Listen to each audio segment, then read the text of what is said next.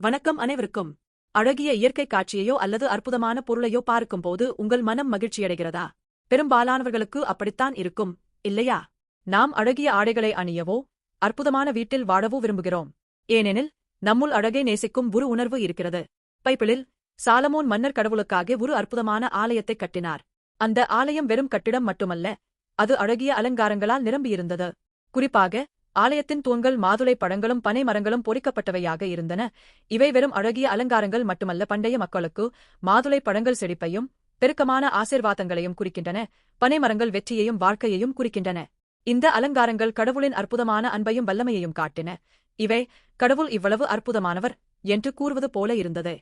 இதேபோல் நாமும் நம் வாழ்க்கையை அழகாக்கலாம். இங்கு நான் பேசும் அழகு வெளித்தோற்றத்தை மட்டும் குறிக்கவில்லை.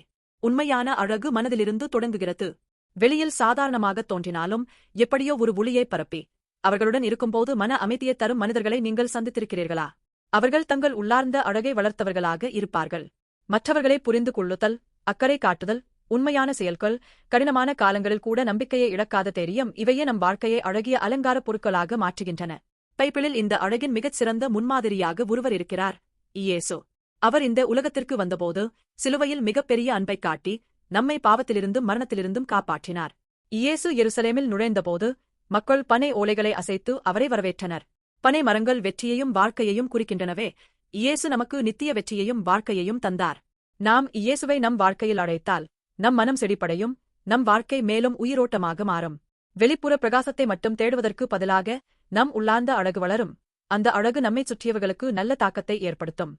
கடவுளின் ஆலயம் அழகிய அலங்காரங்களால் நிரம்பியிருந்தது போல இயேசுவில் நம் மனங்களும் அழகாக்க நிரம்பலாம். நண்பர்களே, இயேசுவுடன் நம் வாழ்க்கையை அழகாக்குவது எப்படி இருக்கும்? நம் மனம் பிரகாசிக்கும் ஒரு வாழ்க்கையை வாழ்ந்து அந்த ஒளியால் உலகத்திற்கு நன்மையை பரப்புவோம். உங்கள் வாழ்க்கை கடவுளின் அன்பை பிரதிபலிக்கும் அற்புதமான அலங்காரமாக மாறும்.